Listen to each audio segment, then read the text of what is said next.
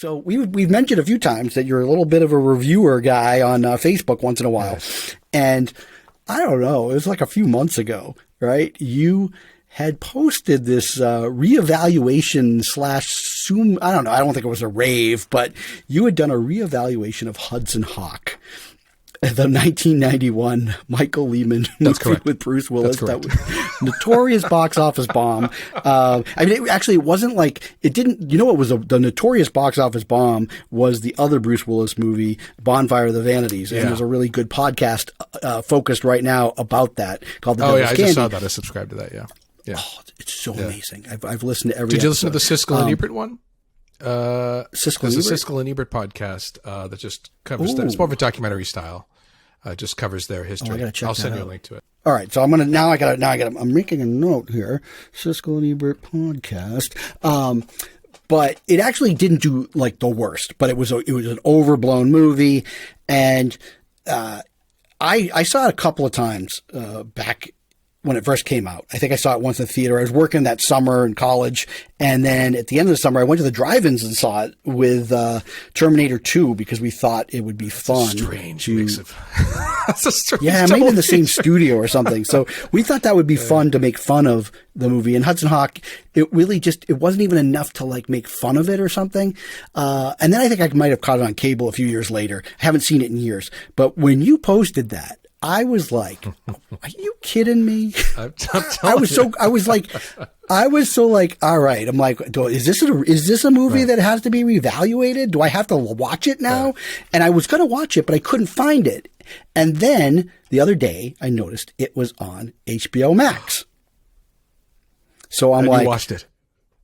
I'm like, you know what? I got Mike coming on the show, and I don't feel comfortable taking him to task on Hudson Hawk unless I rewatch this movie myself and get some feelings and thoughts on the matter.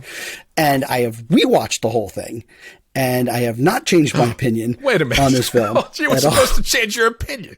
No, I did not. My reevaluation is the same. I am struck, you know, but I have like a lot of opinions on what I think is the deal with this movie.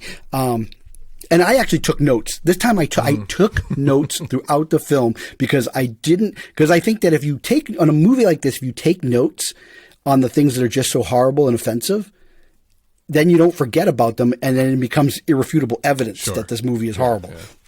Sorry, fair enough. Mike. This is not fair to do to you at the end of the show. Being responsible. But I want, I feel like it would be bad to lead you on a path of you telling me why you think it's not so good, but why it's worth reevaluation, and then me like hammering you. So instead, I will say that the biggest problem that I see with the movie, and it was shocked because I'm looking at it, and I had to ask myself early on, I had to stop, and I said, what is the rating on this movie? It's rated R. That's weird.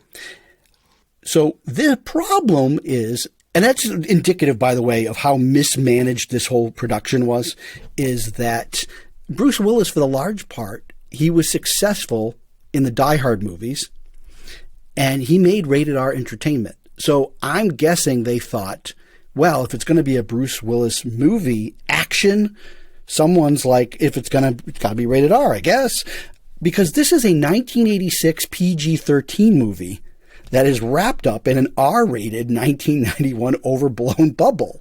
That's an interesting way. Yeah, it's not it's a PG-13 movie aimed at kids who are like 13 and 1986, and yet it comes out 5 years later and it's rated R.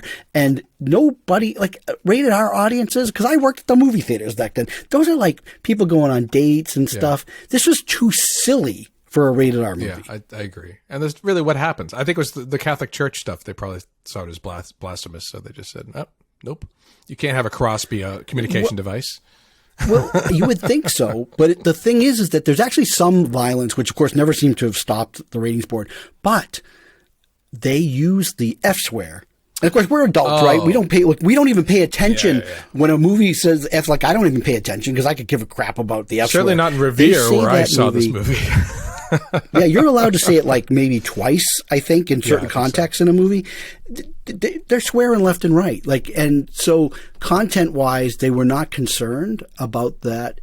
And that, I think, was above anything was a rated R. But see, if I was a producer, the one thing I would rein in and say, you know what, guys, we have a movie for teenagers and some kids, but it's an action comedy, but it's not Lethal Weapon action comedy. So we got to make this thing PG-13. You want to do whatever you want, Bruce, because it was his baby. It was his story idea. He brought it to the studio. Joe Silver was involved, he's kind of like the producer version of Michael Bay, right? He did these overblown films. But that's already, I think, its first big mistake. Yeah. And then it has opening narration by like he only lived a few more years after this, but the guy who narrated Rocky and Bullwinkle. Oh. Was the narrator? Yeah, I'm not going to go tearing a movie down when I'm going to find out everything that I can. So it starts off like in Da Vinci's times, right? Because it's set up a little prologue, and there's this man on a horse coming up, and it starts narrating, and then basically he makes a joke that the man on the horse has nothing to do with this movie, and it's like thud. I'm like, uh-oh, these bad jokes. This is what's going to be. But it's also setting up for a little bit of self-awareness. And you know, yeah, but then okay, but then this is here's the 1-2 punch. And you've forgotten about this, but then it follows up where Da Vinci is painting, and he's got this person, this model, and it's the person that she looks like the Mona Lisa. She's got these really terrible fake these teeth that are like Austin Powers. They look even worse than his teeth, and that joke, and then of course he has left that mouth part in the painting blank, and that's just horrible. And then like 5 minutes later, Bruce Willis is getting out of jail, and the guy who's at the prison giving him his possessions back smiles at him, and he has the same bad prosthetic teeth as the Mona Lisa, but they actually look like somebody had just jammed fake teeth up there. You can actually see how bad, and I'm like, what's going on? Who put this together? Like, why? What is going on here? And then this whole movie is just like that, which I guess if you want to have Easter eggs of bizarreness, that could be fun to watch the movie for that. I like that it just barrels forward. I like that it's a movie like that where, first of all, this is another too many cooks in the kitchen thing too. And if one of those cooks is Bruce Willis, then you're screwed. So apparently Bruce Willis really took over this screenplay. And he did. And just insisted on entertaining whatever idea came at them. And then the man, I guess, was exhausted, like even before half the movie was done. So so everything just gets thrown at the wall here. And just for that kind of ambitious, well, who gives it? We got all this money. Who gives a shit? Let's just go and see what the hell happens. I don't know what's going to happen. So I said very early on, nobody knew what the hell was going to happen in this movie. And it was, I don't want to say rudderless, but it certainly didn't have everything figured out. So the idea of just... Well, by the end of that movie, it's like, it just so off the rails by the end where it's just, I mean, you actually, we talked about like, it's exhausting. After a while, you start to lose track because it's just, it gets boring because it's so bizarre. There's some things that hit. And you can feel that there was like, this was just written there at the moment. And everybody on the set was probably getting a few chuckles. And then the editor's probably like, how far can this move? But then you got to edit all this stuff too. So the editor looks at all this and it's just like, what the? But I think what the editor did, ultimately what they put together was big, loud, I don't know what's going to happen next, but I have to see what's going to happen next. Entertainment. And that to me is entertaining. Is it a great movie? I don't think it was ever going to be a great movie. I think what they did was, isn't it? I mean, we're already in this. Let's put everything in and just see what the hell happens. Let's see what we can cobble together later on. Like I just saw the movies we love about Pretty Woman, and that was they were very scared of the director there. I can't remember. Oh my God. Gary Marshall. Gary Marshall's doing all this improv stuff and throwing like, "Hey, why don't you try this joke?" In the middle of it. Well, it was a very dark story. Yeah, the original story was a very dark story. But the screenwriter was amenable to, all right, let's try to make a Hollywood movie. That's fine, or whatever whatever that is. But nobody had any idea what the movie was going to look like until after it was edited. So, and then it was, it's what it was, this hugely celebrated, rightfully or wrongly, movie that was hugely entertaining. It's a huge, there's plenty of problems I have with that movie. It is entertaining. It moves forward with purpose. Now, I'm not saying even Hudson Hawk does that. I am Well, saying. I mean, again, you're right. It's something where it got so out of control, and they probably thought you can make something of it in editing, and then you're like, no, I can't. but there's a momentum. Like the CIA henchmen have the candy bar names. That's just not. So you're laughing. You think it's funny? I don't think that's funny. You brought that up because that is stupid. It's so stupid, right? Now, so really then, stupid. But then I guess apparently in one of the drafts they had one type of villain, and it was going to be played. They actually were originally trying to get Audrey Hepburn to play the villain. Oh, she would have regretted and that. she was going to do it at one point, and then she fell through, and then they're like, well, you know what? They eventually said, let's have two villains, right? And they'll be like lovers, right? So you had from the different drafts, they said, well, we'll make it, one will be like a sort of a male and the other one will be a female. Now, Richard E. Grant. I could watch him read the newspaper. Is the only thing I like in that movie, right? When he's introduced, like somehow he has found the way to deliver the hamminess. When he's like, Hawky, I'm the villain. The best. Yeah, he's great. I love it. And he has the best line of the entire film. I had forgotten what it was, but I always knew he had some line that I always loved in the movie. And then when it came out, I was like, yep, that's the movie. That's the line I love. And it's like, I'll torture you so slowly you'll think it's a career. I'll kill your friends, your family, and that bitch you took to the prom. And then, Bruce Willis follows up with this sort of like, hey, I'm going to do that whole thing from Moonlighting where he has that rat-a-tat back and forth. Yeah. But he only gets to do that stuff a few times where it works. Like every time he ends a line, like in a scene, he has to go with some stupid one-liner. He says something like, the guy's like, oh, Mr. Hawk, we got your stamps. And he's like, good, Yogi. Like, I was like, what? Yeah, there's something in his rider where it's like, I have to button every goddamn scene. I am Bruce Willis. Yeah. And even whether you've got something or not. Yeah. The only thing that he said that I liked in the whole movie, and I do remember when we were ushers, we used to say this line, is at the end where the butler henchman and his head gets chopped off, and he goes, guess you won't be attending that hat convention in July. That makes the whole movie. It's like, that was my second favorite line of the whole film.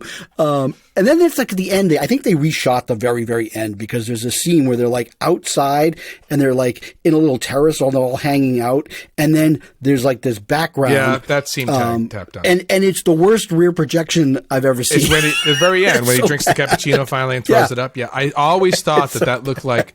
Did they film that in the parking lot of the movie studio? Yeah. And they would never have done that, I don't think, unless that had to be a pickup shot for some reason. But they had these other things that, like, now they really, in this day and age, they play horribly. There's a scene where, like, he's like making like awful gay prison jokes, and then he follows that up with like making a joke about the dog finishing him off, like having his way with it. It was weird. There's just some weird stuff. And then of course about the hairline controversy, right? About Bruce's hairline? Yeah. And this was never officially confirmed, but if you saw it on the big screen, you could absolutely see this.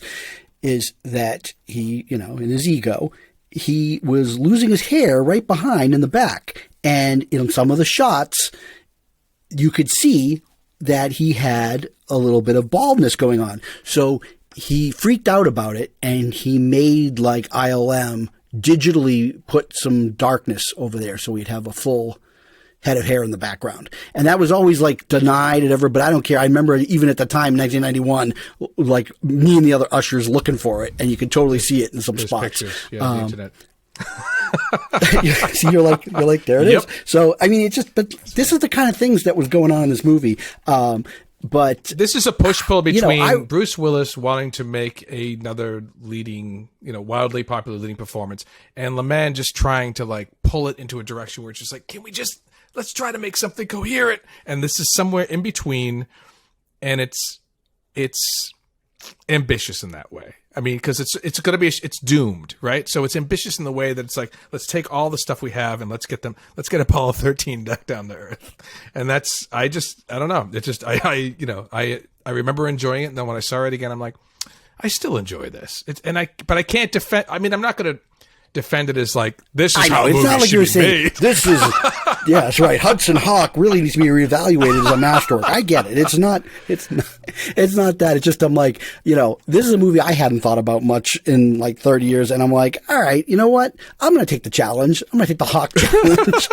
Let's see, cause like maybe like, over time, it's like, oh, the memories of being like in the early 90s. And now I'm like, I guess having listened to The Devil's Candy recently and being reminded of what an egomaniac ass Bruce Willis was, because this guy, he was so full of himself. And it's funny because, there's a movie that was in trouble and they knew it when they started having the screenings, and it actually ties into a story that I read about with Hudson Hawk. So they were in the middle of, they were shooting Hudson Hawk, and the preview screenings started for, Bonfire of the Vanities. The reality is they were like, we got to recut this movie. It's not good. However, one of the only things that the audiences said they liked is, we like Bruce Willis. So the call that he got while they were shooting was, audiences love you in Bonfire of the Vanities. They're gonna recut it to add more of you.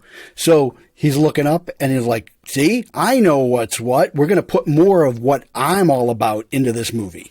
Yeah. And that supposedly is another thing that set this movie off on a bad course. And then, of course, we know how Bonfire of the Vanities ended up going.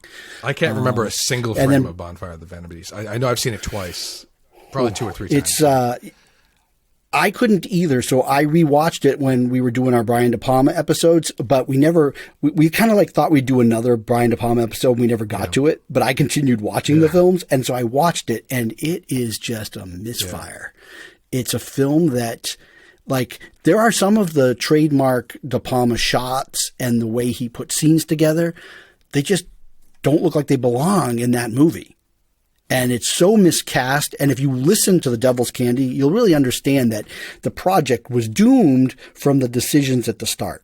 Tom Hanks was the wrong character. All of the things they tried to do to tone down the novel, and every decision trying to make it some kind of like, hey, we need to make sure it's an audience picture, which it was never going to be.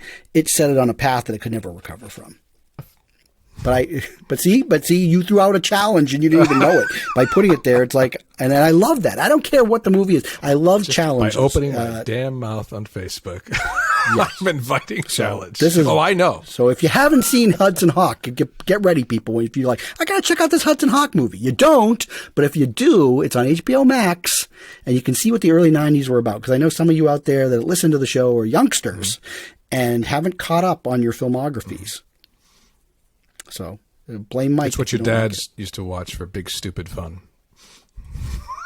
Yeah, well, it's like we talk about this like a Doritos movie, and I think there's a time and place. You got to just watch these movies and just kick back and relax and have some silly entertainment. Background stuff. It's like, I used to have that towel. Well, see, there's value in that too. I love sometimes going, hey, look, this is what was going on in the early 90s. Cloak and Dagger does that for me every single time. There's so much stuff going on in the background. I'm like, oh my God. Saw that at the old Stoneham Theater back in the day. Everywhere I could. It's like, it's Elliot.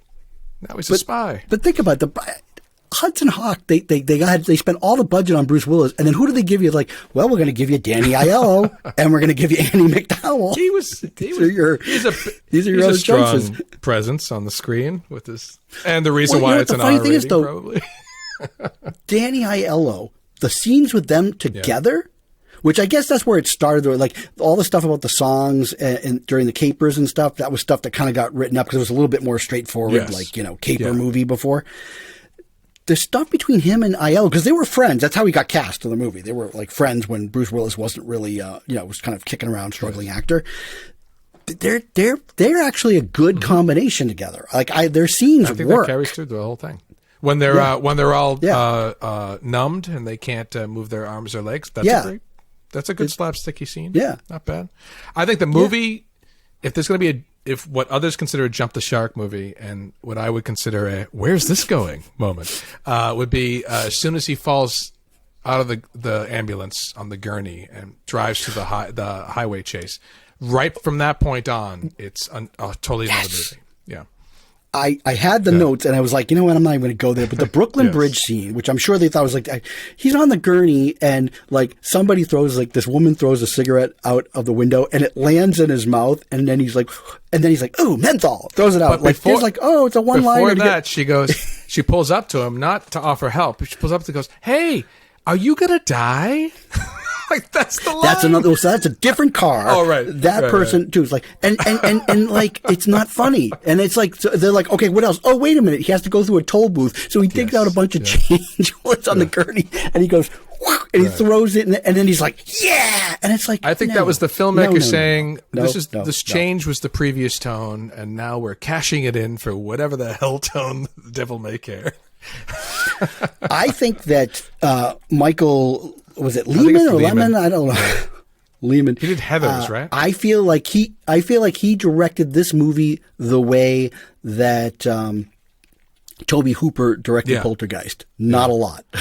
Like he was basically usurped, and the name stayed on there, but it was not his movie any more than it was Tobe Hooper's movie in Poltergeist. But anyways, this has been super fun because again, it's just fun to get to know somebody via the internet waves. Who has questionable movie taste. Yes, it is very fun. No. It wasn't an indictment on you. No. That's how I feel about my He's going to go back taste. And go, I don't understand. He didn't like Hudson Hawk. I did. Hockey. I'm the villain. And it was great because he was coming off of How to Get Ahead in Advertising, which was so great. And, of course, then a few years before that with Nail and I. And then, like, after nobody knew what to do with the guy. Like, and he seems to be having a renaissance. Yeah, he just showed up in that Loki series. Loki. All right, people, look at stuffweseen.com. That's the place where you can get all the episodes. Feedback at stuffweseen.com if you want to reach out and tell us anything. And then, of course, we're on Instagram and all that. So, tell your friends, tell your family, and go see some stuff. Goodbye, everybody. Bye, Mike. That was fun. Say goodbye. Oh, I have to say goodbye. There you go. It's okay. There you go. Yeah, well, you don't have to, but it's I retract my goodbye. It's respectful. Goodbye. All right. Hudson Hawk fan over there. Mike McQuilkin. All right. Bye, everybody.